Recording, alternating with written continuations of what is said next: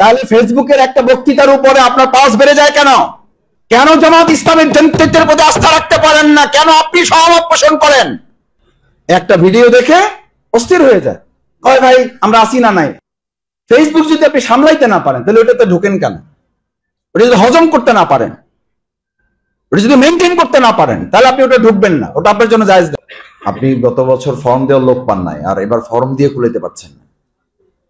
আমরা ছাত্র শিবির একসময় বলতাম, আল্লাহ চাইলে বাংলাদেশে এমন একটা পরিস্থিতি হবে যখন কম্পিউটারের দোকানগুলোতে 10 টাকা করে লেখা থাকবে এখানে জামাত ইসলামী ছাত্র শিবিরের ফর্ম বিক্রি হয়।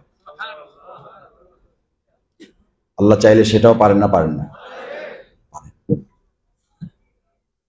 নিবন্ধনের মতো, জন্ম সনদের মতো কম্পিউটার দোকানগুলোতে এরকম লেখা থাকবে এক সময়, যেখানে জামাত ইসলামী ছাত্র শিবিরের সদস্য ফর্ম পাওয়া যায়। এটা হয়তো আমাদের কাছে এখন অবাক লাগছে, কিন্তু একসময় মাওলানা দেলোয়ার হোসেন সাঈদী রাহিমাহুল্লাহ উনি যখন কোরআনের কথা বলতে গিয়ে খুব মজবুত ভাবে বলতেন যে একটা সময় আসবে জামাত ইসলামী প্রতি ঘরে ঘরে জামাত ইসলামী পাওয়া যাবে। পাওয়া যাচ্ছে না? যাচ্ছে না? যাচ্ছে।